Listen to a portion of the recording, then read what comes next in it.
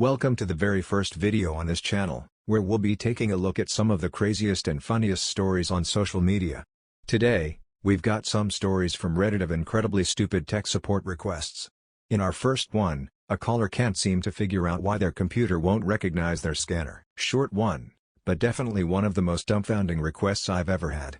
Background: I am a system admin at my small company, but due to relatively low ticket volume and being junior in seniority, I'm the first port of call at the help desk. Most of our company is still working remotely, but some people work from the office once in a while due to resources at the office they don't have at home, like specialized check scanners. I received a ticket today that someone is unable to scan checks. The website is telling them that no connection to the scanner can be found, and to make sure the scanner is connected, install the proper drivers, and try again. Okay. Maybe the drivers got uninstalled somehow, I thought. I open a chat with the user and get permission to log into their computer to take a look. Before I do, I ask offhandedly, just out of instinct at this point, "Are you in the office today?" "No, I'm working from home today," they said. I sit there for a moment, thinking that surely I'm missing something. I said, "I thought the check scanner was in the office. Did they get you one to use from home?" They replied, "Nope, just the one in the office. This is a USB scanner connected to their laptop dock in the office. If a multi-dimensional USB connection was established, how would they load the checks? How do I point this out without sounding insulting?" I try to be subtle. I said, "When's the next time you're back in office? We can circle back around to this then, so we can have the scanner connected while testing." Luckily, they concede, but I'm not exactly sure they still understand why we're waiting until they're in the office. Wow. Can you imagine trying to figure out why your computer won't recognize your scanner, without even having a scanner?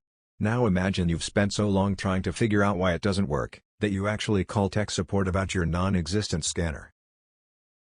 Tech support should have just asked them to check if it's plugged in and see how they react. In our next story, a customer is having trouble charging her phone.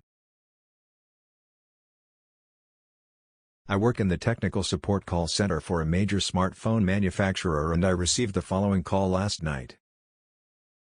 Me: "Thank you for calling major phone manufacturer, my name is OP, how can I help you?" Customer: "This morning I changed my password and now my phone won't charge. I've tried several different charging cables that all worked yesterday. What did you do to my phone?" Me: "I'm sorry to hear that your phone isn't charging. Have you tried holding the power button for 10 seconds?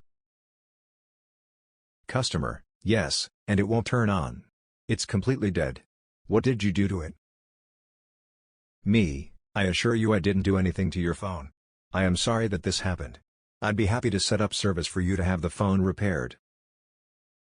Customer: "I can't bring the phone to your store and I can't mail it in. Why did changing my password cause my phone battery to die?" Me: "It didn't. The two things have nothing to do with each other. It's just a coincidence." Customer: "It can't be a coincidence. It was working fine yesterday, and now the phone is dead and it won't charge. Why did you ruin my phone?" Me: "Two things can happen on the same day and have nothing to do with each other. Imagine a person who had never drank any coffee in his entire life wakes up one morning and decides to have a cup of coffee. He leaves the house and while crossing the street he gets hit by a bus. Did drinking coffee cause him to get hit by the bus?" Customer: "What is your name?" Me: "It's O.P." Customer: "My husband is rolling his eyes at how rude that comment was." Husband: "What does coffee have to do with anything?" Me: "I don't mean to be rude, but that's exactly my point. Coffee doesn't have anything to do with a bus, and your password has nothing to do with your phone's battery." Customer: "I want to speak to your manager." Me: "Sure, hold please." I then transferred the call to my supervisor and explained what had happened on the call. He had a good chuckle and took the call. Have a good day, everyone. For our next story, a customer is having some trouble with their Wi-Fi. A customer called in today, complaining that she had waited an hour on hold to speak with billing to be refunded the Wi-Fi service she couldn't get on her tablet when she left the house. She couldn't get a refund because, well, home Wi-Fi service is at home. Billing transferred her to tech support to explain how Wi-Fi works. I asked if she was perhaps speaking about cellular service. She said that, no, she had a Wi-Fi router installed in her home and she connects to that. I told her how Wi-Fi works. It took nearly an hour. She demanded to speak to a manager. I got her in touch with a manager, who explained how Wi-Fi works. The manager put her back on the line with me. She said she wanted to use the internet outside of her home and he told her she would have to add cellular service. She was upset because she was on the phone with tech support for an hour, then spoke with a manager, and was transferred to sales. And she had no intention of buying. I told her I am tech support, and the tech support person she talked to before the manager was me. She called me a liar and demanded cellular service for free because she's been a loyal customer for 50 years. The account showed 4 years, but you have to pick your battles. I told her I'd get her in touch with our loyalty department to see if they could do anything. She demanded I stay on the line with her so I can explain the problem to loyalty since she explained the problem 100 times already, and nobody understands. She was transferred to loyalty. Hold times were 45 minutes. I thanked the Lord above, played on my phone while I waited, introduced the customer to the poor loyalty rep who is just trying their best. Then I dropped the line. I'm still new to tech support, but geez. These people are crazy. Less stressful than my old document processing gig but definitely more tiring. I seriously doubt this woman was actually that dumb that she didn't understand how Wi-Fi works. Some people think if they make a big enough deal out of something and waste enough time of the customer service reps, they can get something for free. That's totally what I think she was doing there. For our final story, an angry customer refuses to hang up until their problem is sorted out. Don't play chicken against someone with nothing to lose and nothing better to do. Obligatory. This was years ago, but thought of it recently. I was working the evening shift on phones, with a team of about 6 people. I worked in tech support, essentially acting as a second pair of eyes for people calling in. There's no option to send. Did you try clicking the big green send button? No one told me that. You get the deal. As a tech support technician, I helped with tech. One thing I did not handle was accounts, billing, contracts, etc. Even if I wanted to, it's not something I had any level of access to see, much less perform. For requests like that, users had to email or call their account managers, who work 9 to 5. Everyone who used our service had annual contracts, paid either yearly or, more commonly, month to month. We had a pretty idiot-proof method of ensuring accounts didn't go delinquent. Daily emails, voicemails from the account managers, and a huge banner across the tool that cannot be dismissed, stating exactly how many days they had until their account was suspended due to non-payment. Enter Chad. Chad calls in at 7 p.m. Eastern Time or just exactly past midnight in London where he was based, screaming that the site was down. It wasn't. I look up his account, and see it's suspended due to 6 months of non-payment. I inform him of this, and say he'll need to back pay, plus late fees, in order to restore service. I inform him he'll need to call in tomorrow during business hours to settle this with his account manager. In a word? Explosion. 10 minutes of him screaming. No one told him, our system is terrible, he deserves free months for his ordeal, the usual. I pulled up his history, and can see email read receipts showing he clicked on the delinquency emails, as well as login history, showing he was logged into the system and had seen the banners. I didn't even bother bringing this up.